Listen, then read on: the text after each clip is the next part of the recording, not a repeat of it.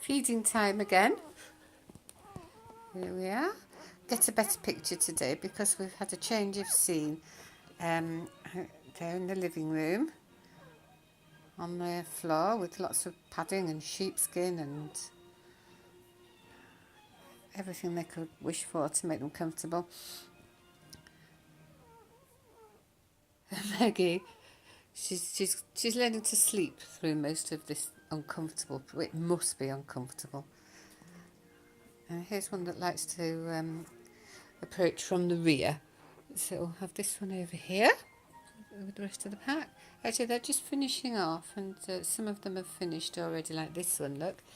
And he's having a sleep. She? Let's have a look. Girl or boy? Oh, not showing. Oops, steady. Oh, so this one's a little girl. There we go. You go back to sleep. You go up there with Mum, look. Legs it up there.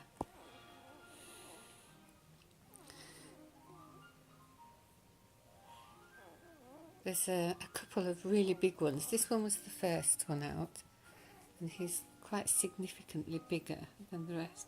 And he's quite noisy as well. He really pummels away there, look.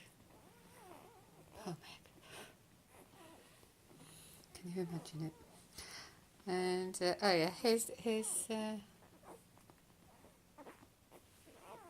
the other big one. Hello, the big one. I haven't thought of names. Well, I have thought of names, but I don't know if they're going to fit. It's a bit difficult to tell because they don't have their eyes open yet. So I think we'll just take our time with the naming. I think I've got a while before I have to put it down on paper. It doesn't really seem important at the moment. Meg is very much enjoying Classic FM. It's keeping us both calm and peaceful.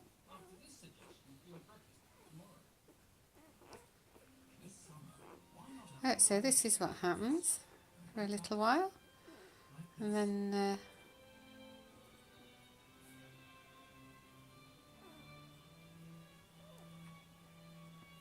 they drop off to sleep, and Meg licks them and flops them about a bit. And then Meg will probably get up and she'll come outside. Hello, this one's got a shiny nose. It looks like it's a white nose, but it's not, it's just very shiny.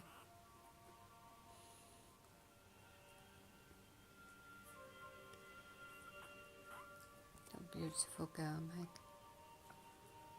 It's so good. Thank you. Mm-hmm.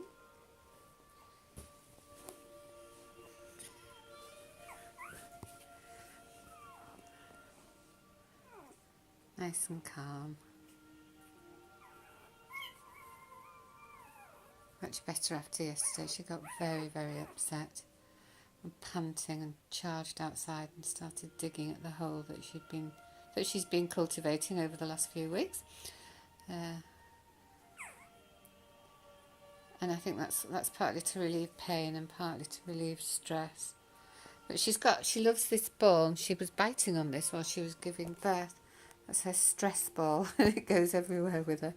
Because she's quite highly strung, it's part of the flat coat nature, and especially of the females.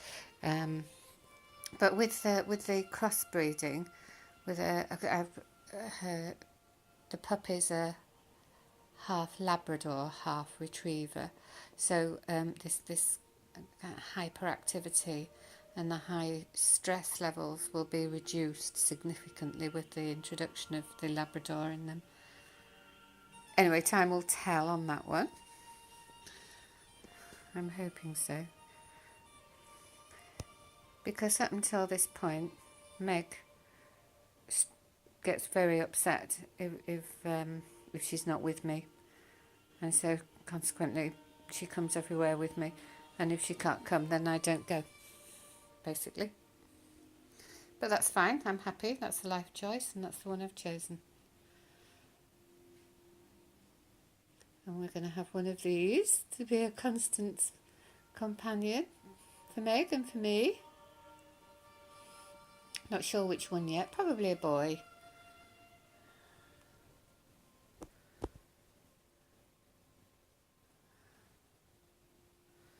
Some of them are showing signs of changing colour. This one in certain lights has kind of golden burnish to him that you can maybe make out there. But they're varying shades of black. And it does say in all my books that the puppies that are born do not resemble the dogs that they are going to become. And Dalmatians don't get their spots until after 2 weeks. So I think we could have some. They needn't necessarily be all black. Anyway, look, this is the peaceful time now. So I'm going to go and make a cup of tea and start tea. Meg will wake up soon and then she'll come and find me and we'll go out in the garden.